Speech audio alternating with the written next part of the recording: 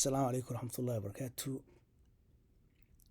Waxaanu dadka baraynaa sida Gmail-kaaga oo ah muhiim loogu xirto Google Authenticator. Waxaad tagaysaa myaccount.google.com. Markaad timaado halkan uu ku keenayaa. Kadib waxaad imanaysaa security-ga. Security markaad timaado waxaad imanaysaa halkan hoose two-step verification on. Hadda kayga waa on laakiin off baan ka dhigaynaa. Buu ahaa laakiin hadda kayga on laakiin waxaan isku dayaynaa inaan ku xirno Google Authenticator. Passwordkii wuu leeyahay geli haddana.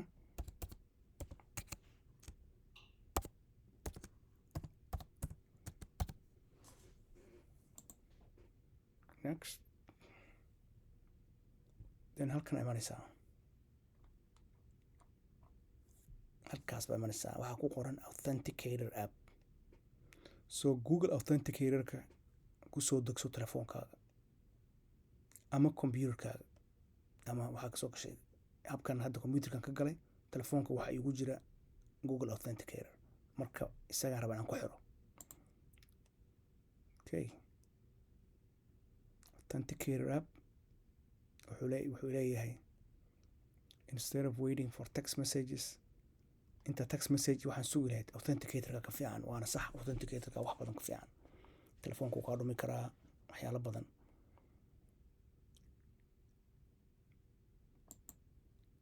Halkan imanaysaa. Telefoonkaygaan soo qaadaya hadda. Waxaan ku xirayaa Google Authenticator-ka. Cameradan taabanaya. Then wuu igu xirayaa.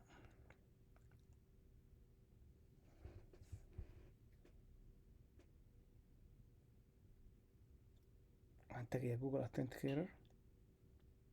Sorry.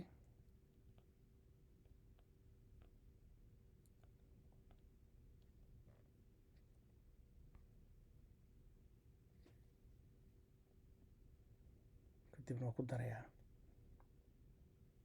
Haddaad rabin inaad scan garayso waxaad oran kartaa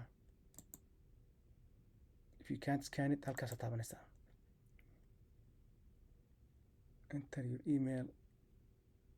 Okay, gadaal u noqo marka. Laakiin kayga wuu samayn karaa. Then waxaan leeyahay scan.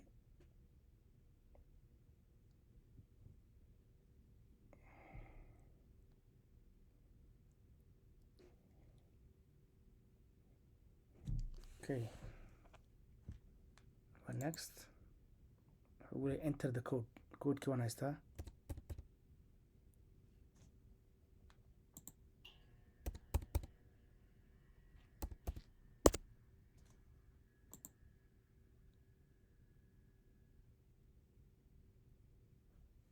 Authenticator app has been added.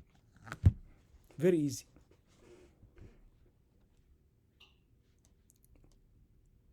Kadib gadaal ugu noqo. Authenticator added. Waa intaa weeyaan. Very simple. Gmail-kaagana waa ku safe. I hope inay wax badan ka caawin doonto xagga security-ga ah.